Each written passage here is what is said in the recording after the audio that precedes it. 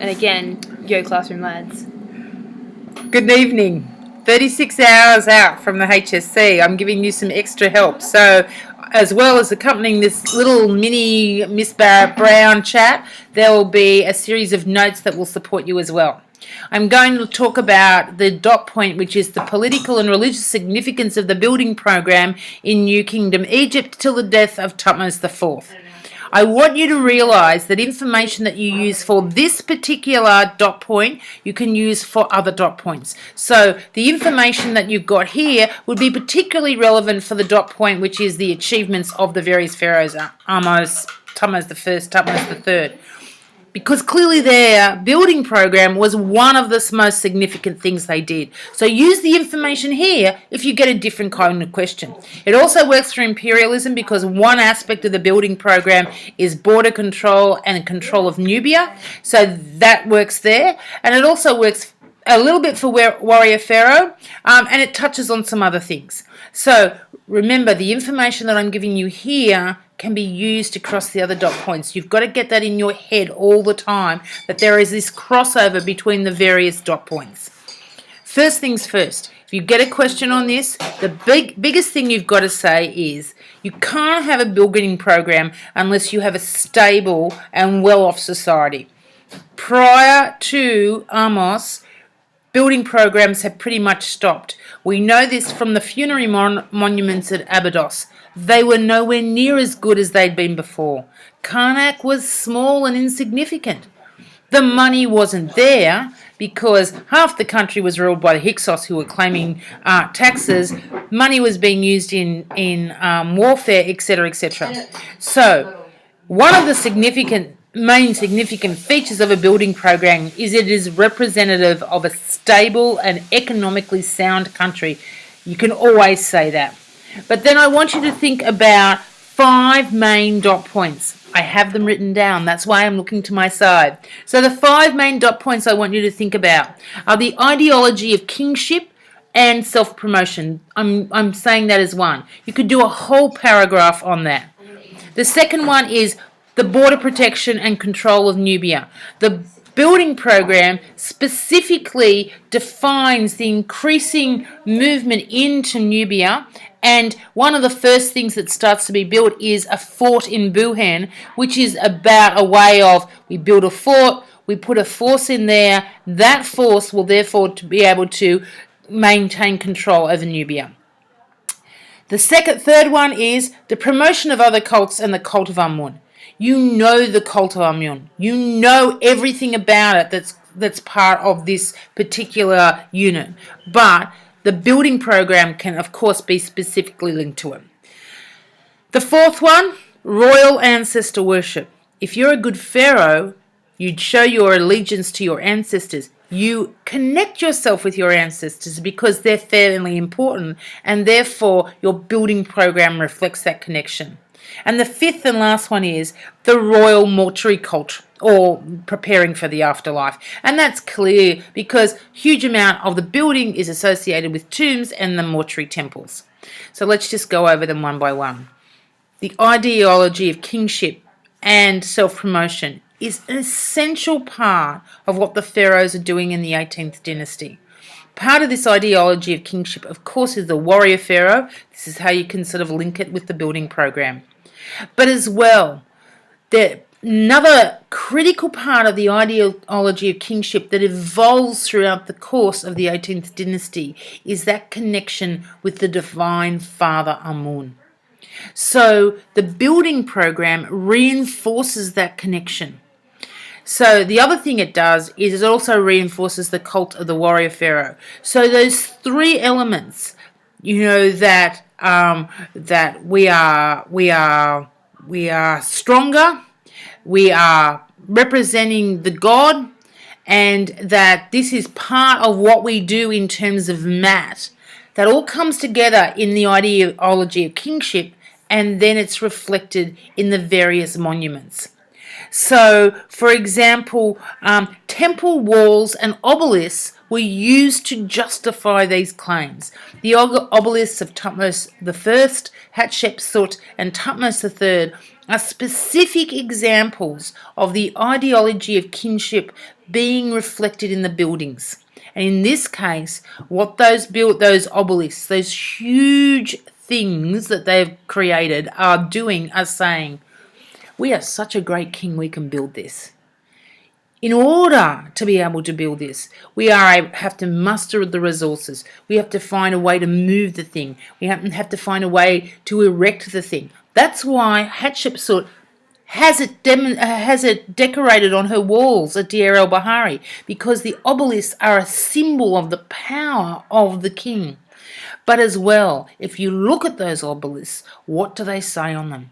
They talk about the relationship between the king and Amun.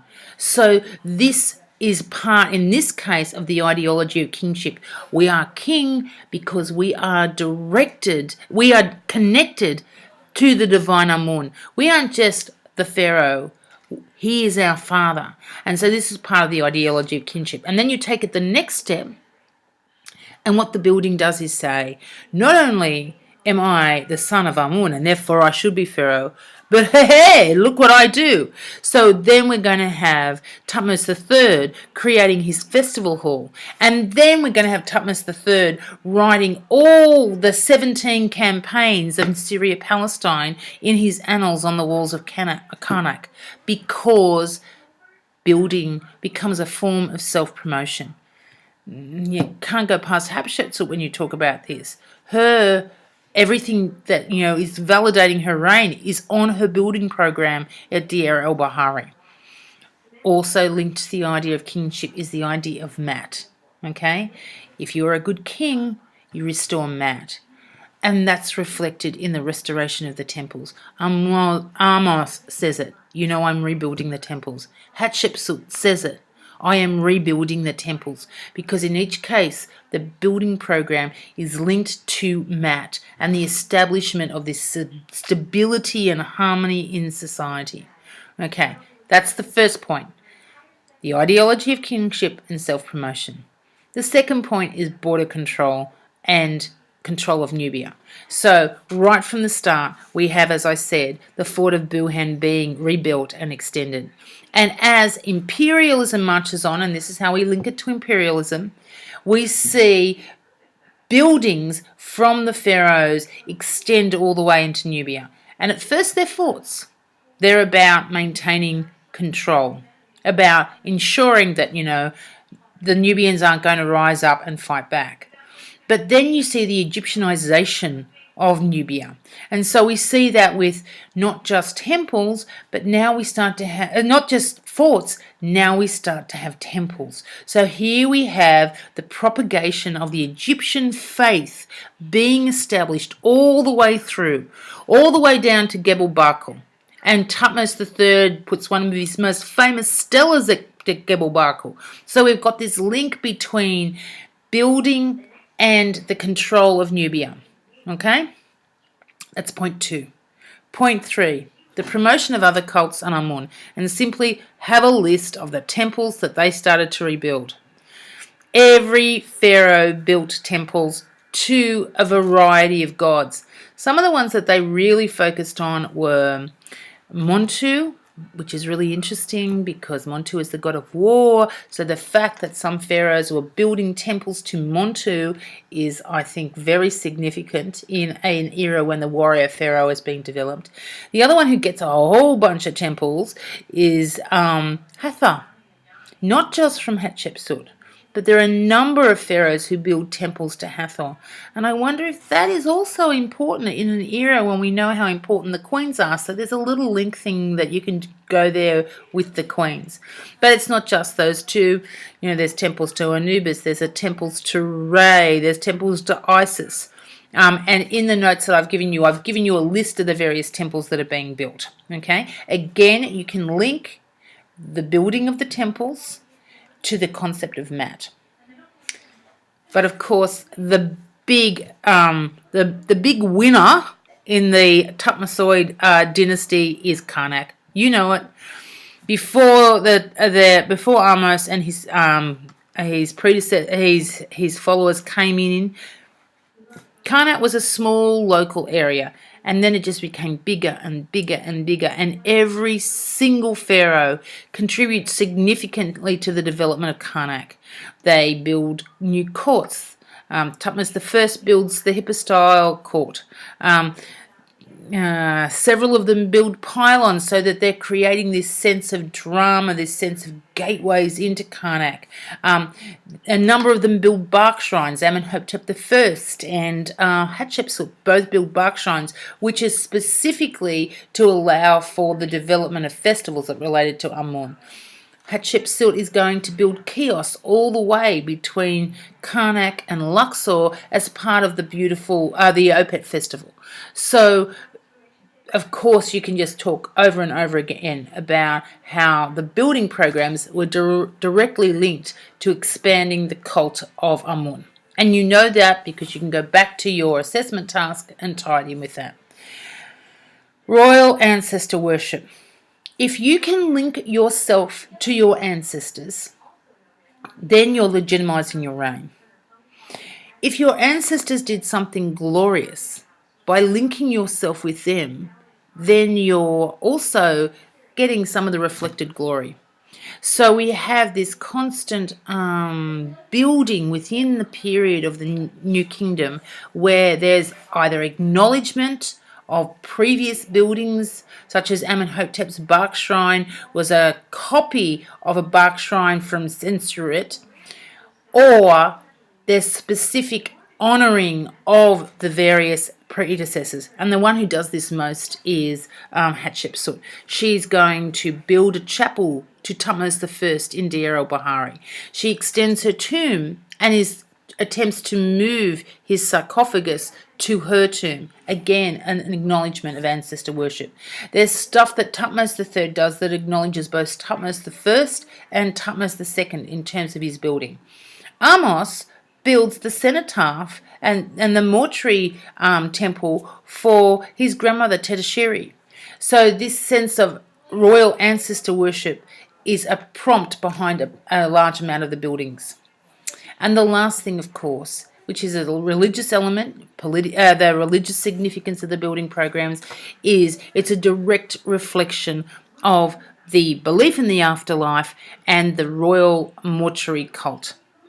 If you are a pharaoh, you are going to build yourself a tomb that ensures that you will live forever. There will be a residence for your car. You will have all the equipment that you need to live the life of a pharaoh in the afterlife. And furthermore, you are going to build a mortuary chapel which allows people to consistently honour you and give offerings to you as the years go on, so that you will be sustained in the afterlife as well. Part of the big developments in this era, of course, is that we believe Amenhotep I was the first to separate his mortuary temple from his tomb. And then Thutmose I decides to now have the tomb in the Valley of the Kings. They're going to be underground tombs, rock-carved tombs with decorations on them, while the mortuary temples are going to be separate. And then we have the absolute peak of the mortuary temple when Hatshepsut creates Deir el-Bahari, that glorious, glorious building. So, 5 points. You can write 5 paragraphs on that. What I've done, as well as giving you a summary in the notes, is I've also gone through each of the pharaohs, given an outline of some of their building projects, and then linked it to each one of those dot points. I think it's a really good study aid. It's your choice, but maybe it's a good thing to look over before Thursday. I'll be doing something else for you before Thursday as well, but study hard and I'm thinking of you. Okay, bye-bye.